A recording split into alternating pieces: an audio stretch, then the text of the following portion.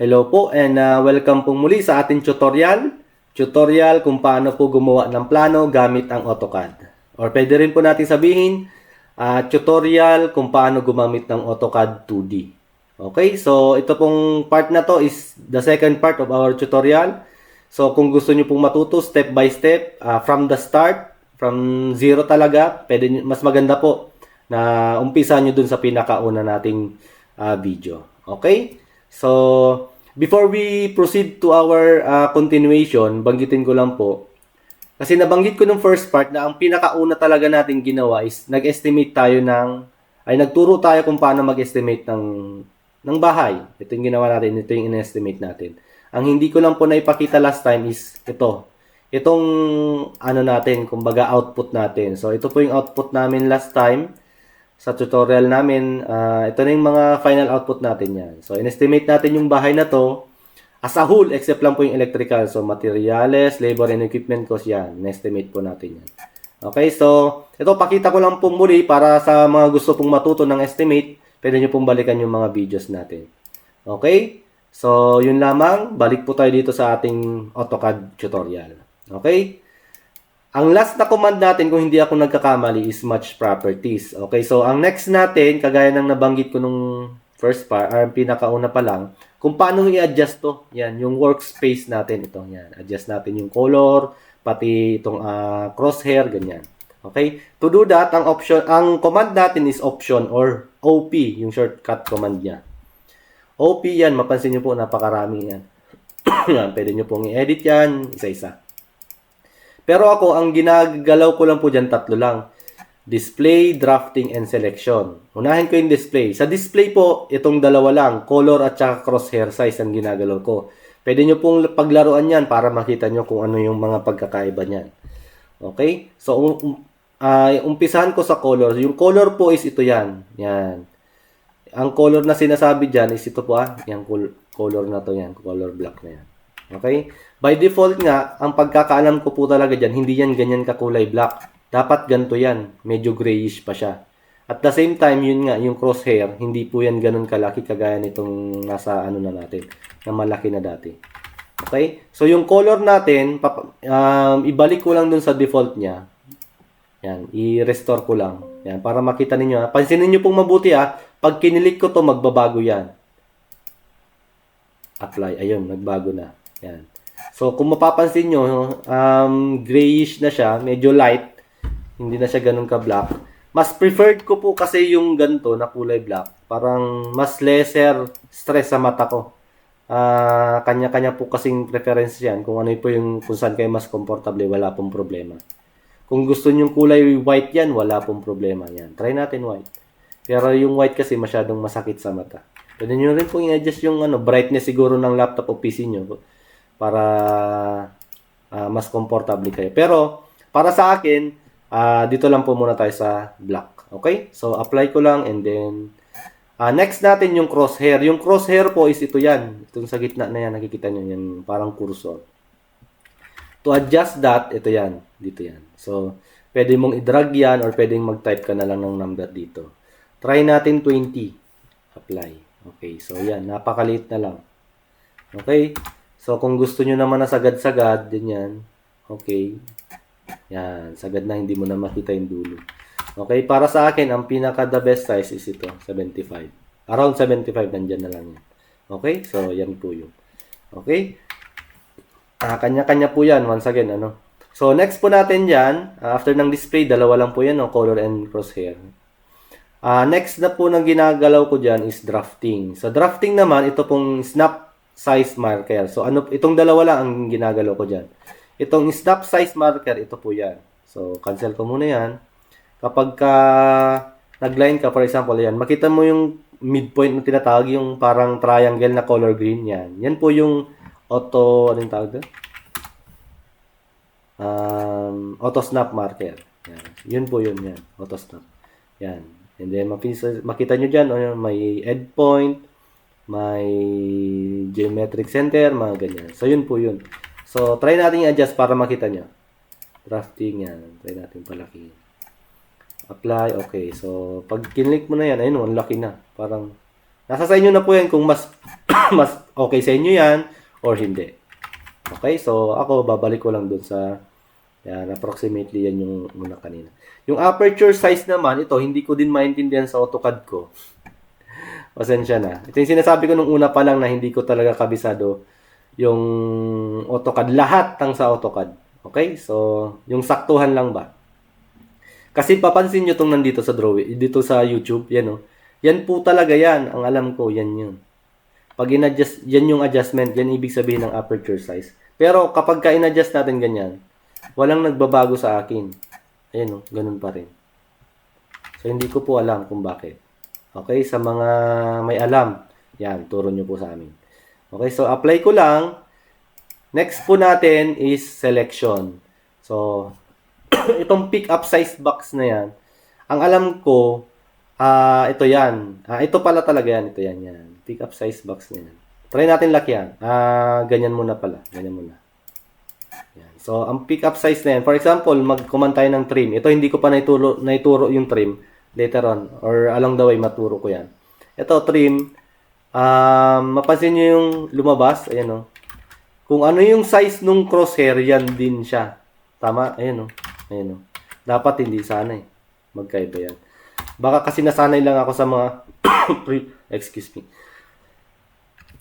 Nasanay lang ako sa mga previous na version ng AutoCAD, mga lower versions. Okay, so try nating adjust yan. Yan, adjust natin. So apply ko yan. Yan.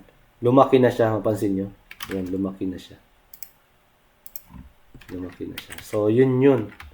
Okay, so supposedly ang alam ko dapat iba yan. Hindi ko alam kung bakit yan. Ayan, malinaw naman no, na crosshair yan.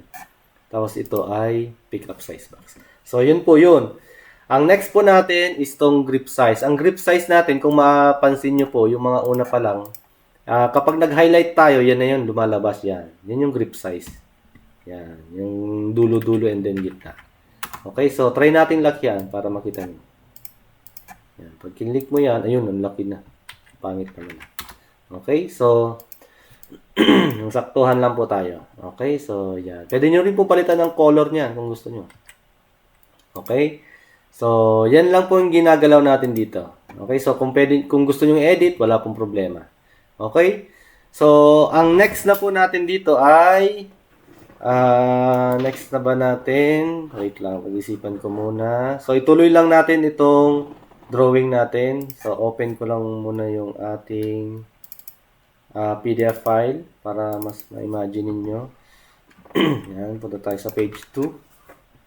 Yan, so ito. Yan, mag-drawing tayo na drawing natin tong nasa gitna na tong kwarto. Okay, so yung kwarto natin, mapansin nyo, unlike dito sa mga perimeter wall, naka-flush sa gilid ng poste yung wall, no? Ito, nakagitna. And then ito, naka-flush sa gilid naman. Okay, so pwede natin gayahin yan para maiba. Okay? Para maiba ito na ito naka-center, ito naka-flash. Okay? So, gayahin natin yun. Gawa tayo ng line, and then line din dito. Okay? And then, offset ko siya ng 150 dito sa kabila. And then, dito is 75 kasi nakagitna eh. 75, 75. Okay? So, yan po yun. So, next natin, gagayahin nga natin yan.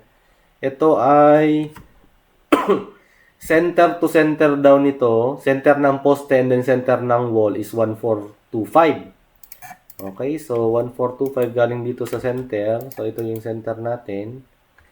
Yan. So, ito na rin yung line na yun eh. Pero ang gawin natin, yan, gawa lang ako ng 1425. Yan. Then, line. And then, pansin nyo, meron yung line dito, no? Yan. So, click nyo yan. Or pwedeng ganyan yung highlight para mawala. So, ito na yung center. Ito po yan, ha? Yan. Yan yun. And then, ito naman, 2075. Center nitong poste. And then, center ng wall. 2075. Okay. So, galing dito. Yan. Pwede nyo rin pong ito. I-ano na natin para may iba. 2075. Offset na lang natin. Yan ito. Yan. And then, center to center po kasi yan. So, offset ko lang siya ng 75. Okay, so ito pala, sorry. Naituro ko na ba yung yung offset? Naituro ko naman ata. Ay, naturo ko na pala yung offset ng last part. Okay, kala ko hindi pa. Okay, so offset ko, paloob, palabas, paloob, and then palabas. Okay, and then burahin ko na tong nasa gitna. Okay, hindi na natin kailangan yan. Ngayon, next na command natin is yung tinatawag na trim. Okay, ito kasing ano natin, wall natin, hanggang dito lang dapat yan. Hanggang dyan lang yan. Okay? So, to do that, to adjust that, pwede nyong gawin yung ganun ginawa ko, yung ganito. Yan, pwede yung ganyan. Okay, pwede rin naman na trim. Okay, ang command ng trim, T-R-I-M, or yung shortcut niya, T-R. Trim, and then, ganyan. Okay? And then, trim mo din ito, ganyan, sumobra, and then wala na rin yan. Okay, wala na rin ito, wala na rin yan. Kasi wall yan magkakasama di ba? Pero i-control Z ko kasi ang next na command natin is yung tinatawag natin na fillet. Yung fillet po is lahat ng intersection ng line is magko-close siya. For example, itong dalawang line na yan. I-ano natin, fillet natin. Ang shortcut ng fillet is F. Fillet ko and then nakalagay dyan radius niya, ayan, mamili kayo dyan sa baba. Radius, pwede ko ng radius natin is, ang default niyan 0. Yan, 0. Yan. So, ganyan na yan. Mas mabilis yun. Kesa sa magtitrim ka ng mas matagal yun. Yan. Yan, ganyan, ganyan. Mas matagal yan. Mas madali yung fillet. F, then, hindi na ako magre-radius ng 0 kasi automatic na yan. Okay? Pwede rin naman po, pagdating na, excuse me, pagdating natin ng detail ng ito, pakita ko lang. Yan, pagdating natin ng ganyan, yan, fillet lang po yung ginamit natin dyan. Maglagay lang po kayo ng radius. Okay, so for example, FR100, 100 mm yung radius. Yan, bago na yan, ganyan. Okay, pero kantuhan naman kasi ang ating wall, di ba? So, ang radius niyan is 0. Okay? Yan. Okay, so, and then ititrim na natin to. Okay, so, ulitin ko lang para mas maintindihan natin mabuti. Balik tayo dun sa pinaka-original. Yan, meron pa yan. Okay, so, gagawin ko dyan, burahin ko to, and then ititrim ko ito. And then, fillet. Trim din pala to. Dalawa. Okay, TR. Okay, so, yan na. Meron na tayong kwarto. So, open na siya. Ang next na po natin dyan ay next na natin maglagay. Ito pa pala. Meron pa dito. Meron pa yung pintuan. So, may wall pa pala tayo dito. So, parang ito siya. So, yan. Ito yung wall pala na yun. Okay, so, drawing natin yan. So, ano po bang distance niyan? Nakalagay dyan 1850, center to center yan. Center ng poste, center ng wall. 1850. Okay, so, galing dito, 1850. Then, sagad yan dito. And then, naka-flash din ata dito sa wall. Ayun, naka-flash dyan sa kabila. Okay, so, yan. Medyo matagal yung ating tutorial. Expect nyo na po. And then, ito, 75 ko offset yan. Close, inside and out. Ito naman, 150 or dalawang 75. And then, burahin ko na to. Then, fillet ko ulit yan. Okay, so, then, dito na yung hagdan natin. Bago tayo pumunta sa hagdan, maglagay muna tayo ng, maglagay muna tayo ng pintuan. Okay, paano po ba maglagay ng pintuan? Ganito yung paggawa ko ng pintuan, no? So, tingnan lang natin dito sa ating sa nagawa na natin AutoCAD. So, ito siya. Try natin sukatin to, 40 yan. And then, ito ay, kayahin na natin, 120. Okay, so, ang size, bago po kayo gumawa ng pintuan, dapat, as much as possible, kabisado nyo na kung anong mga size ang ilalagay nyo. Halimbawa, 100 by 210, 90 by 210, 80 by 210. Okay, so 210 kasi yun yung standard size natin, standard height kako sana, 7 feet 210 cm. Okay, so i-check natin yung detail niya, D1, D2, and D3. Magkakaiba siya. So, ang D1 natin, kung puntahan natin yung detail niya, yan, 90. Parehas naman yung size ng D2 at D3, magkaiba lang ng design. Okay, so, yan yung ginawa natin. So, D1 natin is 90 by 210. Okay, so ito, hindi natin isasagad. Sa drawing, pag gumagawa ako, hindi ko sinasagad yung pintuan dito sa my wall. So, offset ako lagi dyan ng 100. So, yan, imumove ko na lang to. Okay, so nag-line ako, and then next command done is move. Okay, so move ko ng 100. Okay, so shortcut ng move is M. Okay, so pwede nating i-move pa ulit yan. Ay, nagbura ko. Move, then 500, ganyan. Nasa sa inyo po yan. Okay, so yun po. Checking lang natin tutorial, ay ng ating recording. Next na po natin, yan.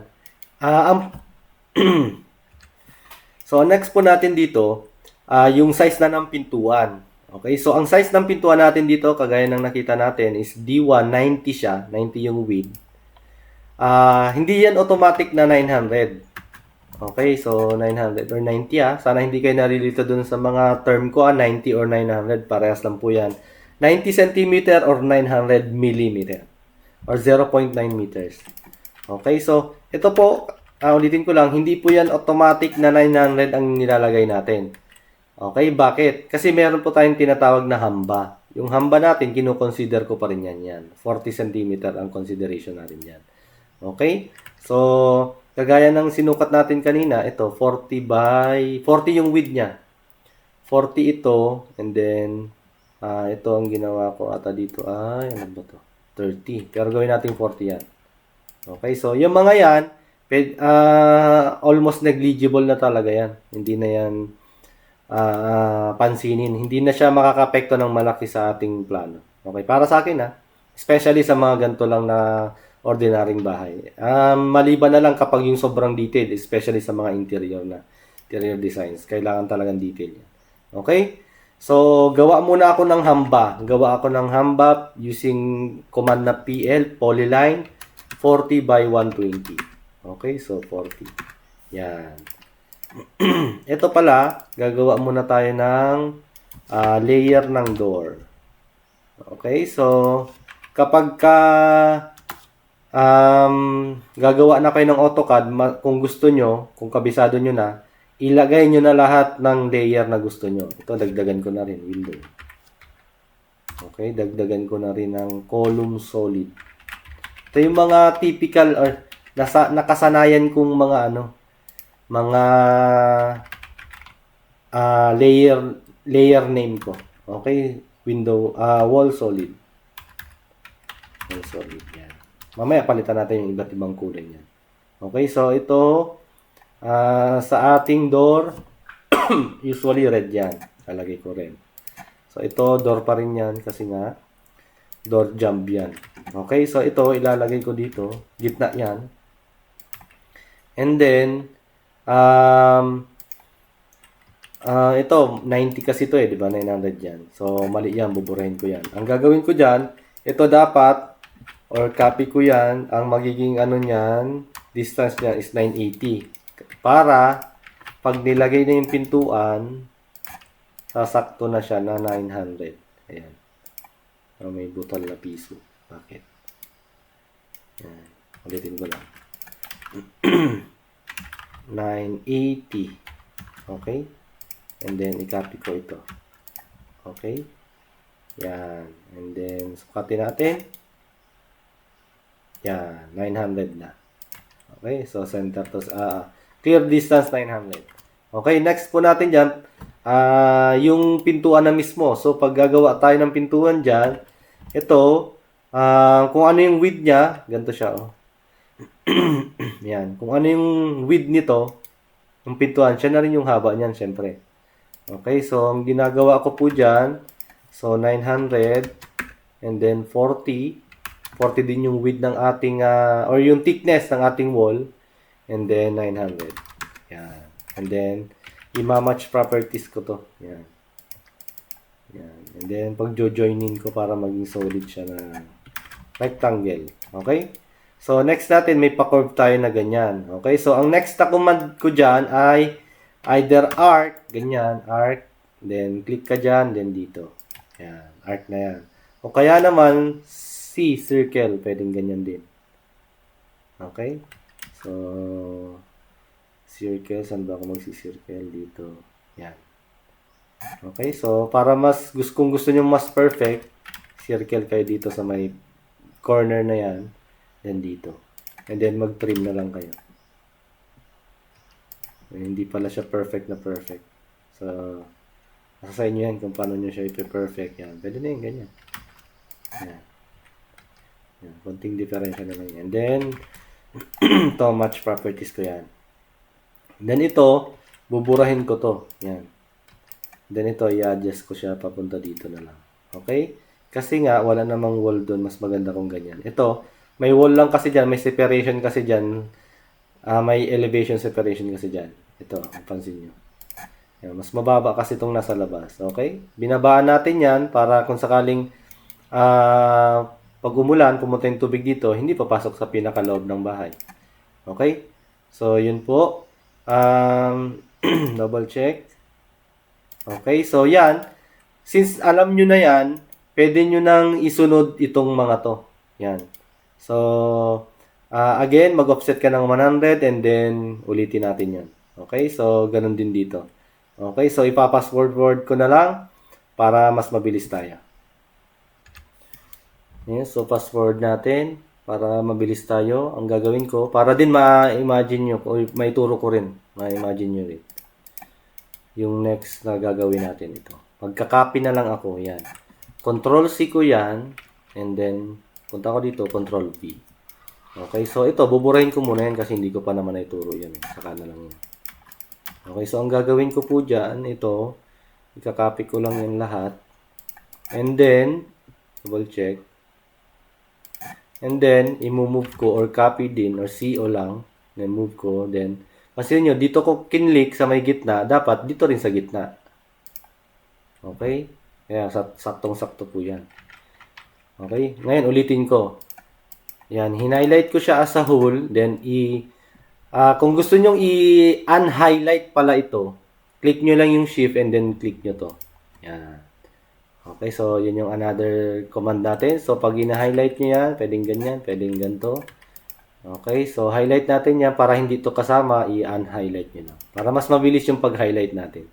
Okay, so kung kanina dito ko kinlik, pwedeng dito rin sa may kanto. Halimbawa dito. Dapat, kung anong kanto din niya. Okay? Then, burahin ko na yan. Then, ito, try kong i-move ito. Meron bang line dyan? Meron line dyan. So, ang gagawin ko na dyan, ito, i-move ko na lang. Kasi na-copy natin. And then, ito, ititrim ko. Double check ko lang. Wala. Then, ito, ay ititrim ko din. Yan. Then, ito, buburahin ko na lang kasi meron lang line doon. Ito. I-double check nyo lagi kung may nagdo-doble-doble na line. Okay, so ito, I think meron ding line. Ang gagawin ko dyan, i-drag ko na lang yan. Okay, so meron na tayong mga pintuan. Okay, so yun, mabilisan lang po. And then ito, i-trim ko lang. Okay, so next po natin dyan ay bintana naman. Okay, so mamaya na natin lagay itong mga to, yung mga furnitures na yan. Okay, so bintana naman. So, ito, nakagitna siya, W1, W1. Unahin muna natin itong dalawa. Anong size ng W1?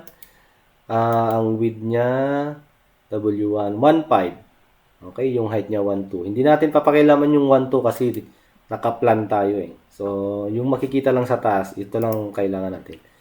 Okay, so elevation natin to papakilaman. Okay, so 1.5. So, 1.5, gitna to gitna. Yan, ang gagawin ko dyan, mag-line ako dyan, mag-line ako dito.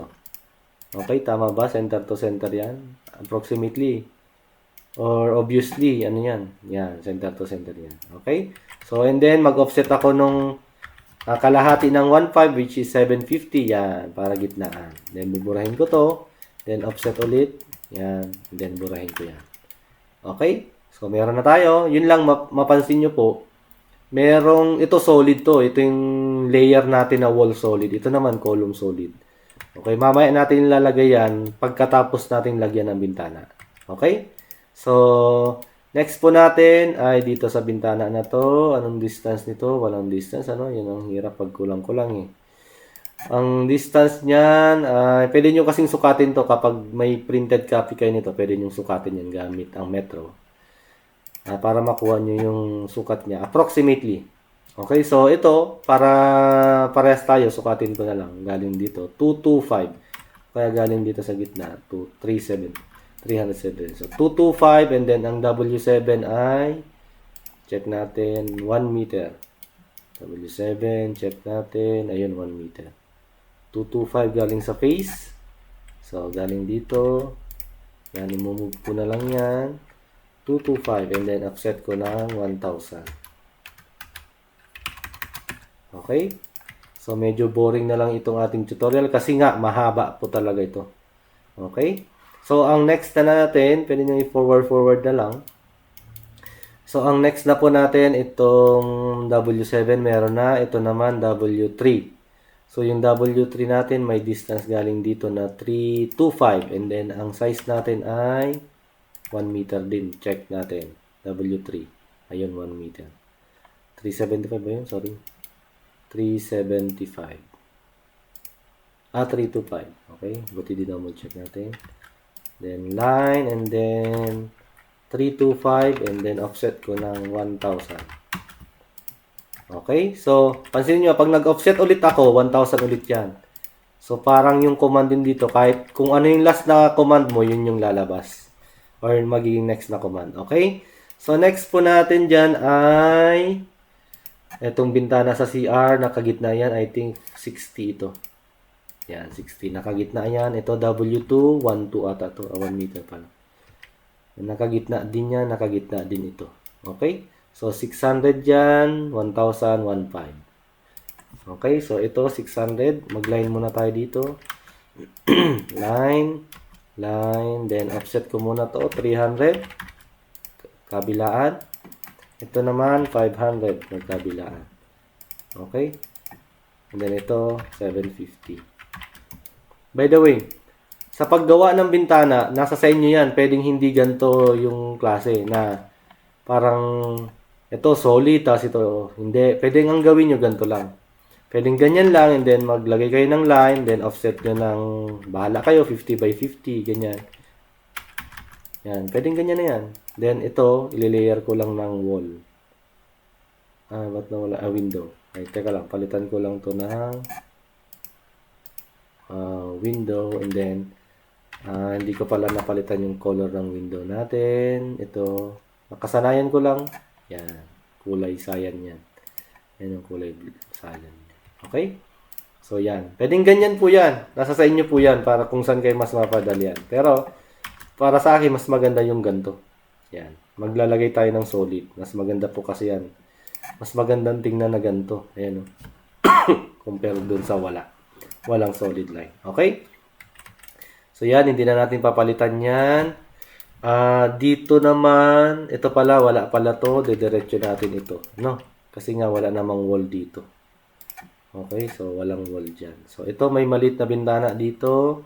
Ito na lang ang wala. So, may bintana dyan. Ano bang size niyan? Stock room W5. W5, 600 din ata yan. Parehas ata sila dito. Parehas lang sila. Magkaiba lang sila ng height. Okay, so 600 din yan. So, punta tayo dito. 600. Okay, so ito pala. Ano na pala.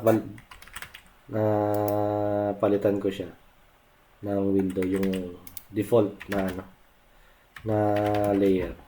Okay, so yan, then yan. Okay, so meron na tayong mga bintana. Okay, meron na tayong mga bintana, kompleto na rin ang mga pintuan. No, wala na. Okay, so next natin i-match properties ko lang ito. Yan. Wait lang, wag na pala. Double check ko nga. Double check lang natin. Ito ay hindi na pala. Huwag na natin yan. Dapat pala wall din yan. Okay? Wall din yan. Okay? So, ang next na po natin dyan, gagawan ko siya ng solid na solid na ano dito. Yan. Parang pagka makita nyo sa final output, ganyan siya. Parang solid na line. Okay? Na makapal. Okay, para lagyan niya ng solid na line, ang next na command natin ay yung tinatawag natin na hatch. Okay, so ang shortcut key ng hatch, H. Yan, so click nyo lang dyan. Yan, kailangan yung hatch, ano siya, parang filling, pag-fill siya sa isang close na bagay. For example, gawa tayo dito ng separate na close na bagay. Yan. Dapat close ha, hindi yung may open na konti. Yan. So, mag-hatch ka dyan. Yan. And then, sample tayo ng hindi siya naka-close. Yan. Yan. Tingnan natin kung anong mangyari. Yan. Oh, yan. Malang boundary. Okay, yan ang problema kapag mag-hatch ka. Kailangang naka-close siya. Okay, so ito, yung hatch natin, maraming klase yan. Ito, solid, pwedeng ganyan, pwedeng ganito. Okay, and then, mapasin nyo, itong solid, yan, iyan ko lang. Solid, yan. Talagang solid siya. Pwede nyo ring naman ganyan, parang diagonal. And then, pwede nyo palitan yung pagka-diagonal niya. Pwedeng patayo, pwedeng pahiga. Hindi ko sure kung mapansin nyo yan. Yan. Pahiga, patayo. Yan. Pero 0 yan. 0 natin para ganyan. Okay, and then, kung gusto nyo i-adjust yan, pwede dito. Try natin 20, for example. Yan. Pwedeng ganyan ang ano nyo, yung wall, hindi yung solid. So, yung ganyan, hindi siya solid. Pwede rin naman yan. Pero, ang gagawin kasi natin dito ay solid siya. Okay, pero buburahin ko muna yan sa kadahilan ng kapag kasi nag-ano ka, nag-hatch ka, ito, papakita ko na lang. Hatch ka, solid ko, palitan ko yung solid, and then hatch. Yan. Hatch. Buo na siya, magkakasama siya. Ngayon, kapag hinighlight mo, yan, i-click mo lang siya, lahat na nung hatch na nakasama niya sa isang command lang, is magkakasama na siya. Yan o. Pero pag nag-hatch ulit ako dito sa kabila, yan. Ito naman, continuation. Yan. Hatch niya yan. Then, hatch. Dito. Then, dito sa maliit. Then, dito sa maliit na yan. Yan. Yun. So, kapag kinlik ko to, hindi maka-highlight yung nauna. Okay, so, pansinin nyo naisama pa rin to. Hindi lang mahalata masyado, pero kasama yan. So, to prove na kasama yan, try natin burahin. Ayun, nabura yun dito. Yan, burahin natin yan. Mabubura din itong maliit na yan. Okay, so Ctrl Z ko lang para ibalik. Ctrl Z. So yun, ngayon, ang disadvantage naman itong hatch na to, kapag kaminsanan mo siyang in-hatch, yan, ano ba minsanan? Kapag nag-edit ka, for example, ito, gawin mo siyang 1,000, yan. Yan, yung iba, yan, try natin i-move to, 500. Yung iba, hindi sumasama yung hatch. Okay, yun ang disadvantage ng kapag kaminsanan.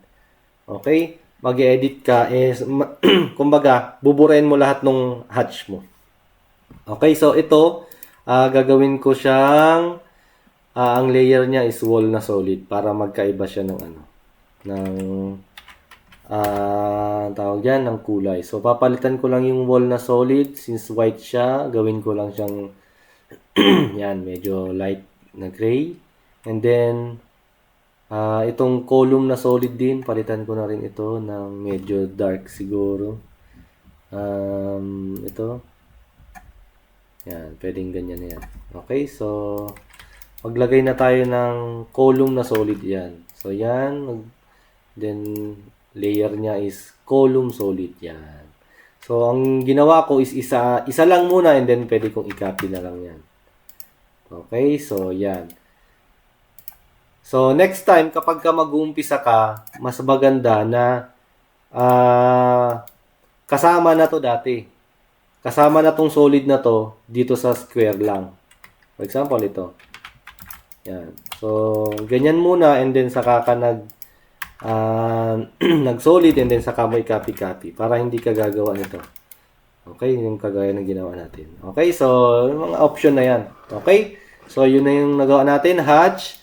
Ang next na po natin dyan ay ito, maglalagay ako dito ng kitchen sink. Okay, so yung sukat ng kitchen sink natin, sukatin na lang natin dito.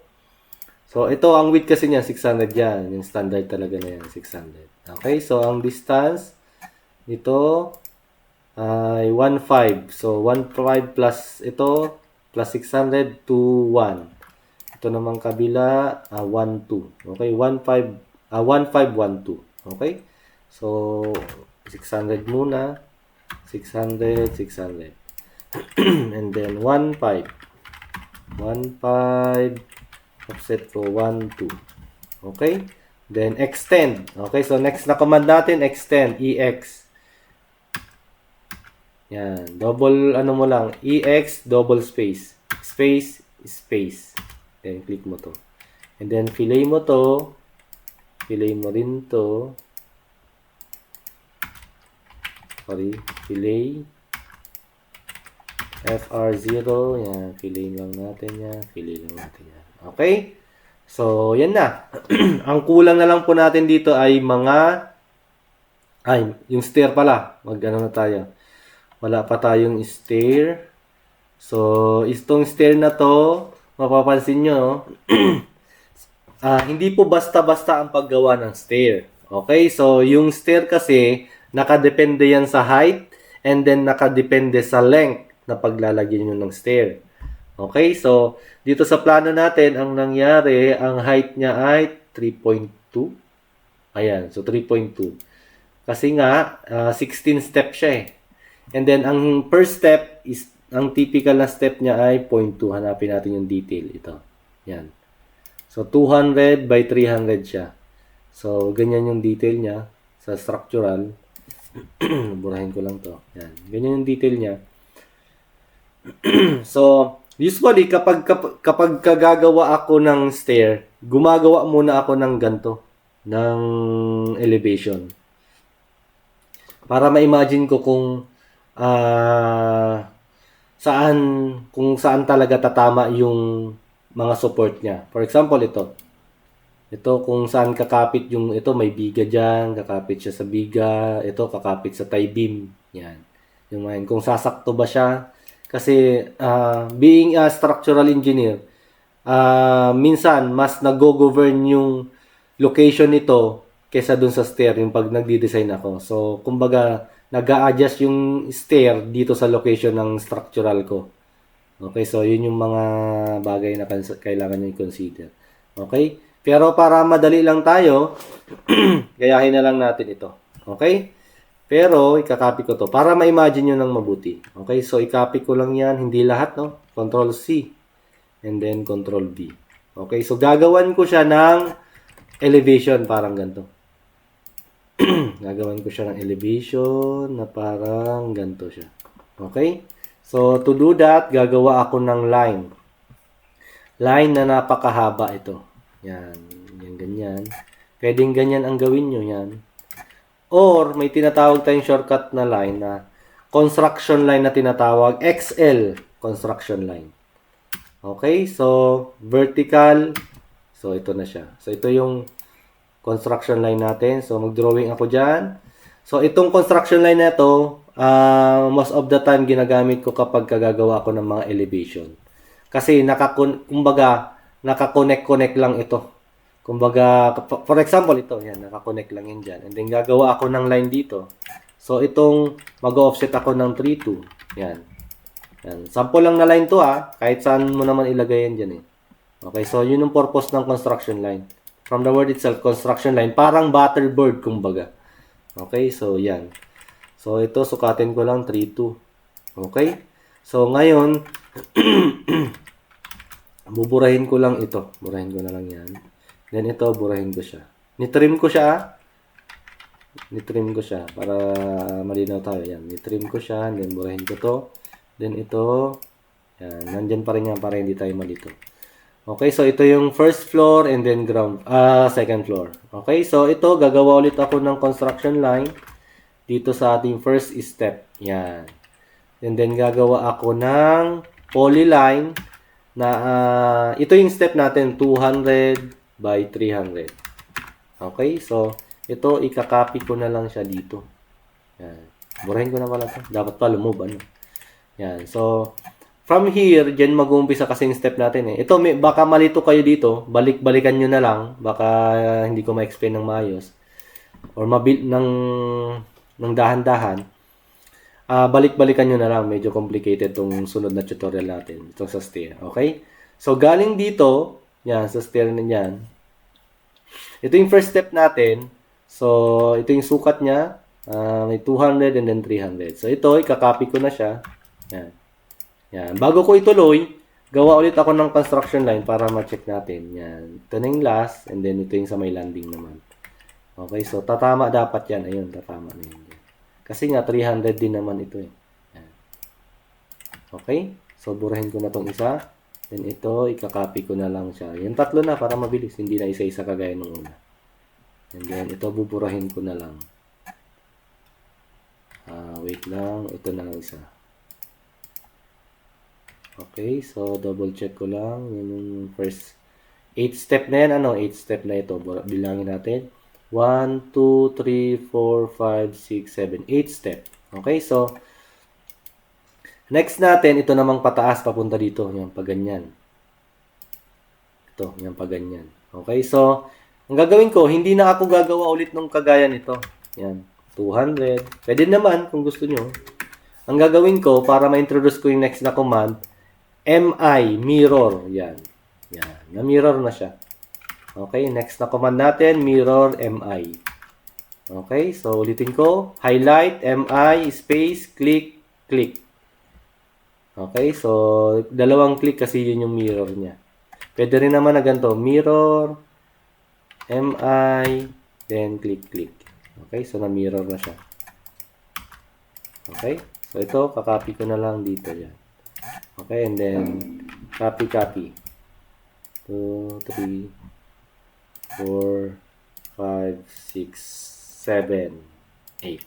Okay? So, ito, buburahin ko na siya. So, tumama nga. So, dito na siya.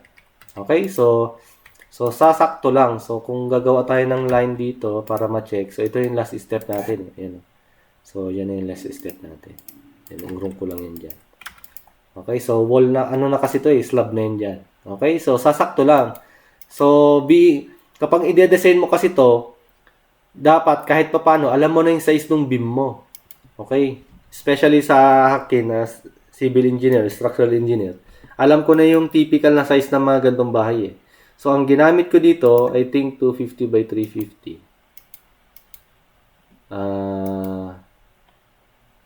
200 by 350 pala. Ito yan. Yan, 200 by 350 yan.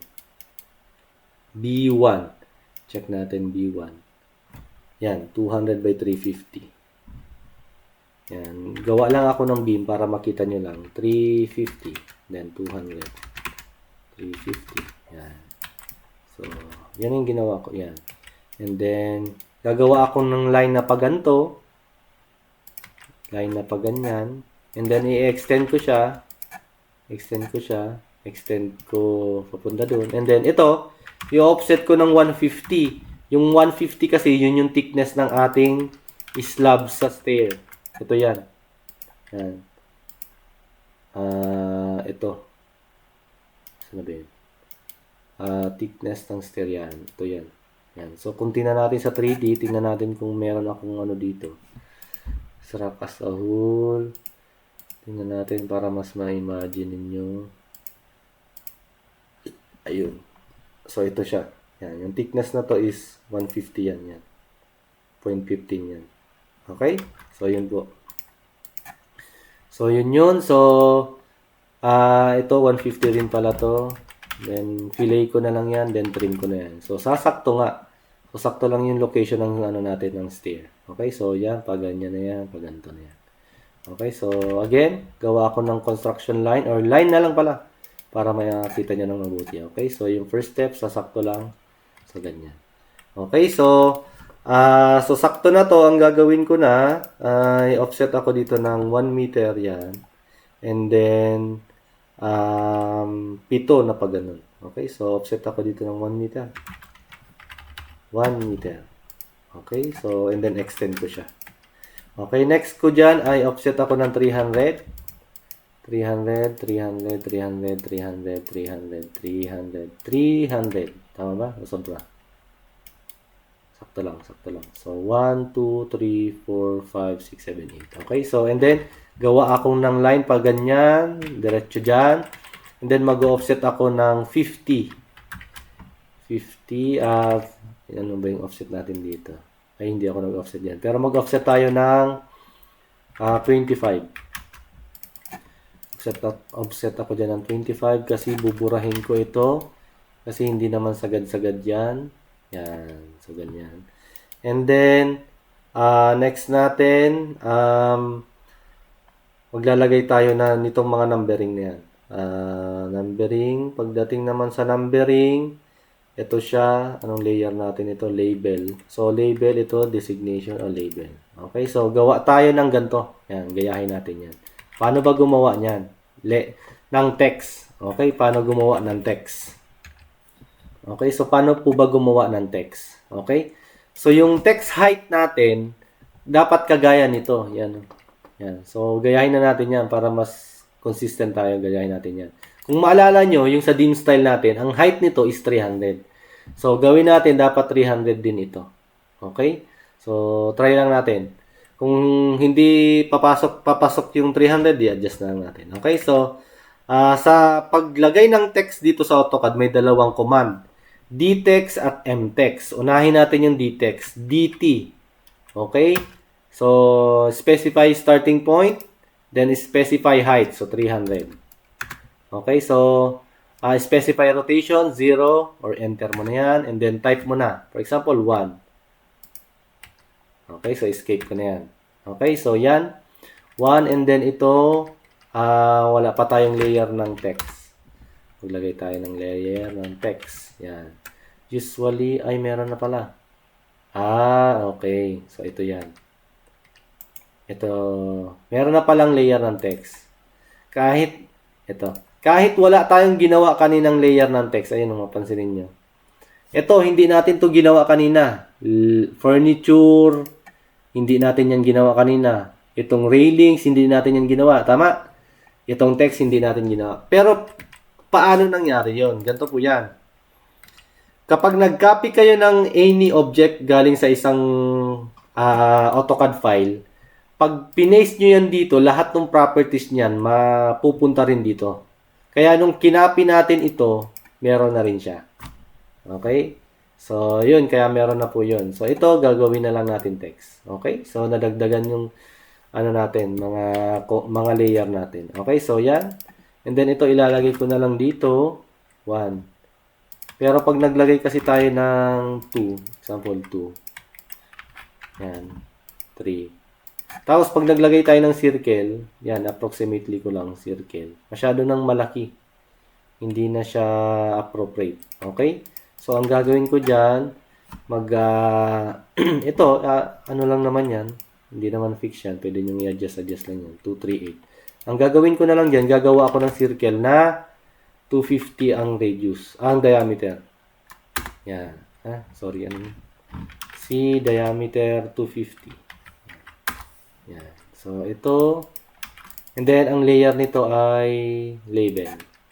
Okay, so, and then balik ako dun sa original na layer ko, which is wall line. So, yan. Naglagay ako dyan, and then, ilalagay ko lang dito sa gitna, and then i-move ko dito ng 125. Sorry. Ano kasi nito? Gitna nito. Tama, 125 ang ano nito. 125. Yan, 125, and then i-offset ko siya ng 25. Yan, so, gitna na siya. Okay? Then, iurong ko dito, and then iurong ko ulit ng anong ba distance niya maganda. Yan, so, mga 300 siguro to. Approximate natin, 150 pala. 50. Okay? Joke lang, 200 pala, 50. Okay, and then ito, ilalagay ko siya dito. Mapansin nyo, masyadong maliit. Maliit itong circle, masyadong malaki to. Okay? Ngayon, pwede nyo siyang liitan. Okay, so sa pagliit niyan, hindi nyo na po kailangang mag-DT ulit, tapos, maglagay ng separate na height. Halimbawa, 200. Yan, 1. Yan. Pwede rin naman yan. Yan. Then ito, para maging ano to, para maging same siya ng layer niya. Ang ginagawa natin, di ba, match properties yan. Yung mga match properties natin yan. Ang problema, kapag minatch properties natin yan, pati height niya may sasama. Ayan, no? Kasi pareha sila ng text. Okay? Pareha sila ng command na text. Kaya ang gagawin ko dyan, ito, ulitin ko na lang siya. Okay, so, like what I've said, hindi na natin kailangan magganon. So, ito, nandito siya kanina. Ang gagawin ko na lang dyan, gagamit tayo ng command na scale. Okay, so, highlight nyo lang yan. SC for shortcut, then space or enter. Yan. And then, ganyan na lang, drag nyo na lang. Okay, so then i-move nyo na lang kung anong mas gusto nyo. Okay, and then i-move ko siya dito. Okay, nasa sa inyo na po yan kung paano discard nyo. Actually, may mga commands si AutoCAD na nakikita ko sa YouTube and then sa TikTok na siya na automatic na lumalabas yung mga line. I mean, yung mga number and then may circle na. Hindi ko lang alam kung paano kasi. Okay, so pagkatapos niyan, ito ikakopy ko na, palitan ko 3. Ito ang problema, masyadong malaki pala to. 6, 7, 8. Okay, so masyadong malaki itong 2. Ay, pwede natin iuro na lang ganyan. Okay, so dapat ito pala yung sinundan natin 2. Okay, so anyway, ganyan na yan. Pati pala tong 7, hindi rin magkasya halos. Okay, so yan. And then mag-AMI ako dyan. May mali pala tayong ginawa. Dahil dito, for example, kasi dito 9 ito 10 na. Double digit kasi siya, di ba? So, ang mangyayari dyan, ito, para magkasya dyan, liliitan na natin siya. Yan. Hindi na siya parehas ng size. So, hindi na siya consistent. Kaya, mas maganda, nakalimutan ko lang banggitin, ito ang mauuna, yung double digit. Okay, so buburahin ko na lang ulit yan. And then ito, buburahin ko na ganyan. Okay, mababasa pa naman yan. Yun lang, hindi na masusunod yung ating tinatawag na consistency sa height ng text. Pero okay lang din naman yan. Okay, so importante mabasa. Nababasa pa rin naman yan. So pagpunta kayo dito, ayan, mababasa pa rin naman yan pag pinaprint niya. Okay, check ko lang yung recording natin. 52 minutes. So, last na to. After nyan, ito, ang distance natin para parehas. 200 ito, ano? Yan, 200. So, ito, ikakopy ko lang. Then, imumove ko to ng 200 para parehas. Okay, so, 1, pwedeng 01, pwedeng 02, ganyan. 3, 4, 5, 6, 7. Okay? Then 8, 9, 10, 11, 12, 13, 14, 15. And then 16, last step natin is nasa flooring na ng second floor. 16. Okay, and then i-move ko na to. Yan, minsan. Okay, so ito yung kagandahan pag nag-highlight kayo ng from left to right. Ganyan. Okay, so yan lang kailangan ma-highlight. Okay, ito rin pala. Yung dalawa rin. Okay, so masyado nang mahaba itong next part na to. So next na natin gagawin yung arrow at saka yung railings. Okay? So yun lamang po. See you po sa ating next na session. Maraming salamat po and to God be all the glory.